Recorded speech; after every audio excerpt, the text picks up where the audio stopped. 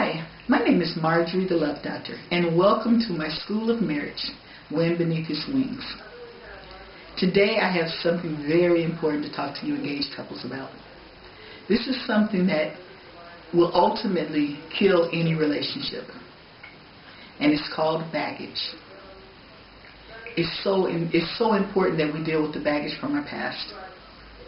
I remember when my husband and I were engaged, and it was coming up on us getting married, and the first thing that happened was, being a counselor, I always thought I dealt with all my baggage, but there was one piece of baggage that I hadn't dealt with, and it's hard to talk about, but it's easier now because I've talked about it a lot in my classes. But I'm about to now say this to the world. When I was 16, I was raped. And I only told one person at the time. And I swore her to secrecy. So now here it is, a week before my wedding day. And this particular day I was,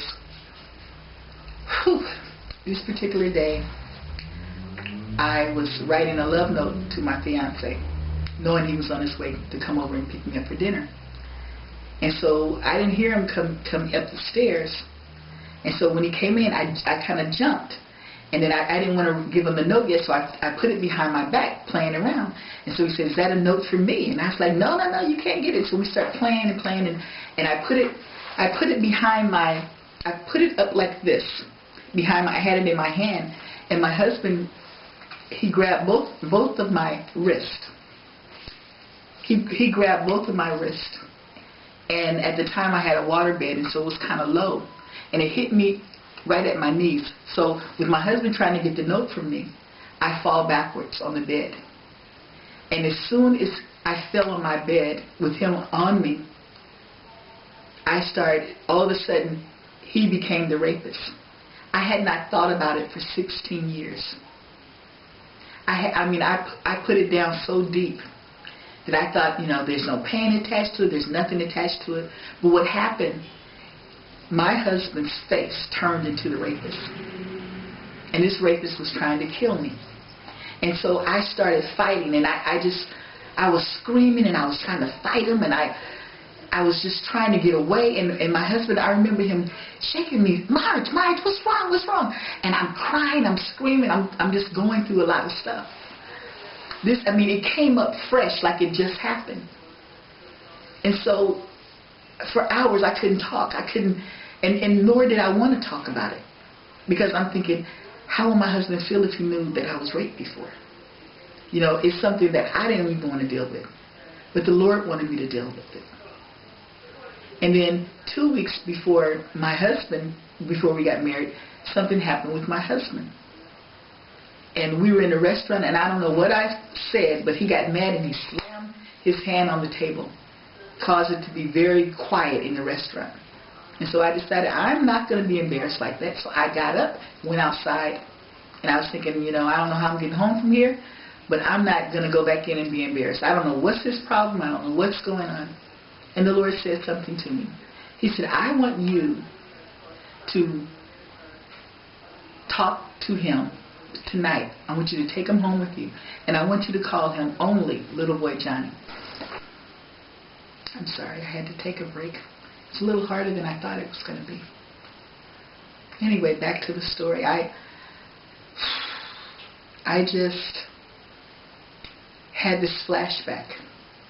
And I couldn't stop crying, and I was shaking and trembling. It was just like it just happened. You see, the problem about baggage is you may stuff it away, but one day it's going to surface. You have so much baggage, and you think because you haven't thought about it in a long time, or maybe you think about it often, but you never say a word. Guess what? The healing still needs to take place. That night, my husband ended up driving me around because I couldn't talk.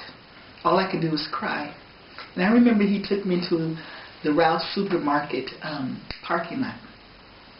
And he pulled over and he said, please tell me what's going on, because he could tell that something devastating had happened to me. He said I was fighting with all my strength. And he said in the way my face looked, he could tell something dramatic had really happened. Dramatic, just. And so I finally got enough strength to tell him what happened. And I told him how the rapist, how he had my hands over my head, went together, my wrists together, and how he just locked them, and I couldn't do anything. And he did it with one hand, and with the other hand, he stuck it up under my rib cage, and he was pressing on one of my organs, and he kept insisting that I must be the one that undressed myself, and I must be the one, and I must say, you know, how I love him and how handsome he is. He was sick. And I kept that to myself all those years. It was too painful. And what made it even worse, the next day, I went home. This happened over my sister's house. My sister had to go somewhere for a few minutes, and she said, I'll be, you know, right back. And she asked him, will you be okay? It was one of those date rapes, but it doesn't matter what kind of rape it was rape. And I thought I knew him well enough, but I didn't. As soon as my sister, I bet you she wasn't even to the car yet, because she had to go and pick someone up quickly. And he jumped on me. He pounced on me. His face changed. I remember that Jekyll and Mr. Hyde thing.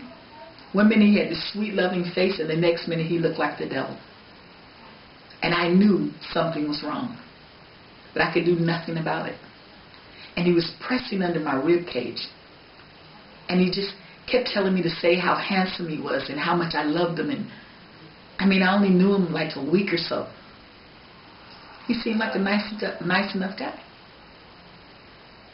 But after it happened, and I called my friend immediately, and I told her that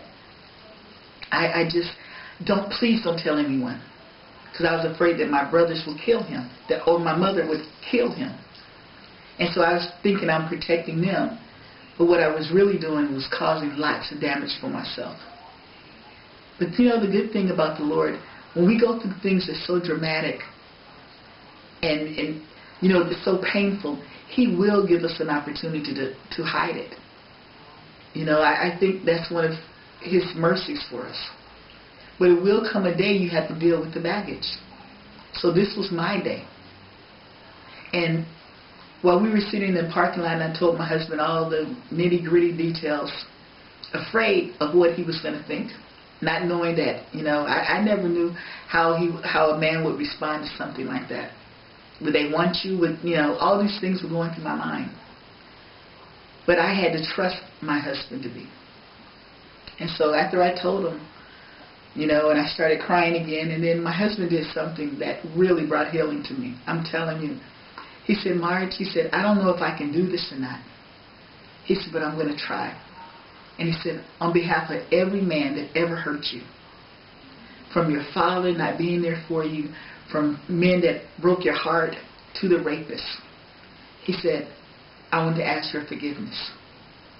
And I remember looking at him and just thinking, wow. And I had to say, I felt like I needed to say so that I could move on with my life. Now that this big thing that was hidden for all these years, 16 years to be exact, had come up again. And so I said to him, I forgive you. I forgive you rapists. I forgive you Dad. I just started forgiving everything. And it brought such healing to me. So I'm saying this to say, and I had to share this story with you. It wasn't easy to share this story with you. You know, sharing it to a small class of people that I know is one thing. But being on YouTube, and I was thinking maybe I'll try and do another one. I had done 2 other tapes and had to turn it off because I didn't want to do this one. But obedience is better than sacrifice. I don't know who I'm speaking to right now. But there's some baggage in your life. Sir, there's some baggage in your life. My husband had baggage in his life. His came out 2 weeks before the wedding.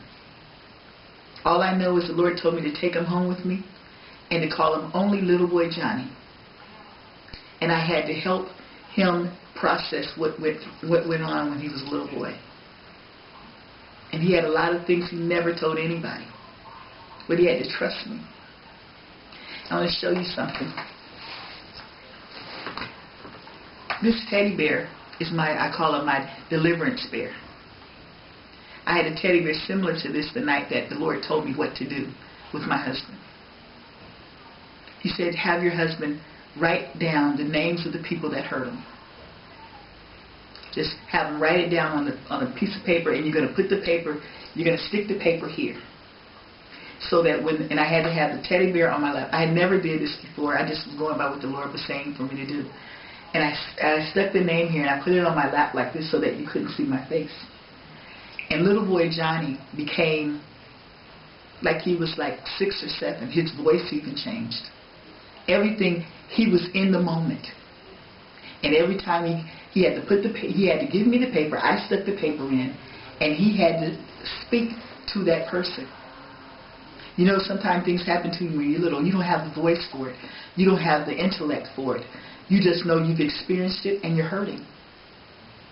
So my husband, every time when the instructions were, after you've said everything you want to say to that person, you forgive them, number 1. Number 2, you take the paper out and say, and now I'm taking back my power. I'm not going to let you hold me down in the dirt, not one more day. I'm taking back my power. And then he had to rip it up, and I had this little pot that the Lord told me to use because I was going to burn it after he was done with all of them. So we did, I think it might have been 7 or 8 things that he had never told anybody about. He got healing. There was baggage, so deep baggage, that it would have ruined our marriage. My thing, I didn't go through the teddy bear thing. I didn't do that for myself. But when John forgave me, asked me to forgive him on behalf of all the men who had ever hurt me, especially the rapists. And I did that, and I felt healing. I got a lot of healing from that.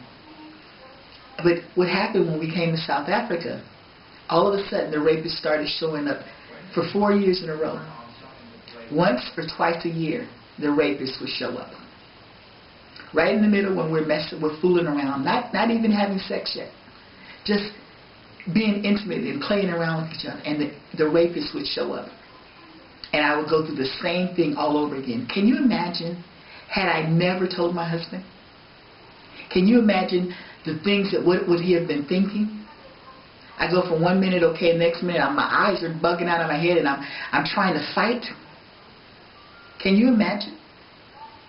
Some of the things that my husband told me, which I won't say, had he not told me those things, our marriage would have been ruined. It's things that he had never told anybody. What's your baggage?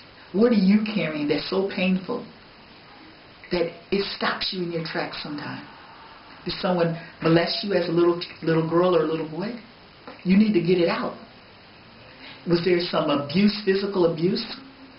Did you feel abandoned? Did you get pregnant when you were a teenager and never could forgive yourself? Never could feel like you could be worthy of love? Did you get an abortion? You know, did you hurt somebody really bad and never ask them to forgive you? What is it? What is it that's holding you up? What kind of baggage do you have?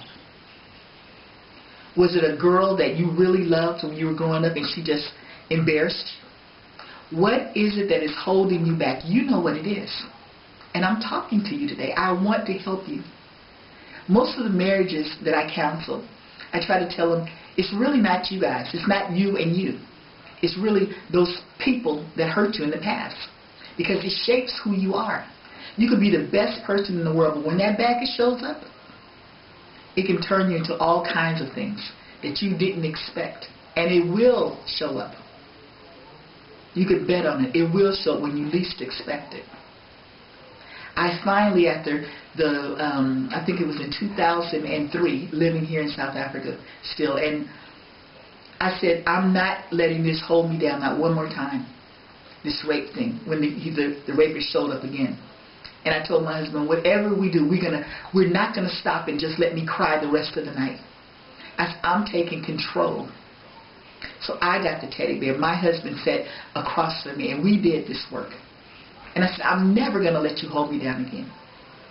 you know, and I just felt liberated afterwards, and that's from 2003 up until now, 2011. The rapist has never showed up because I had to take back my power, and that's what you need to do also.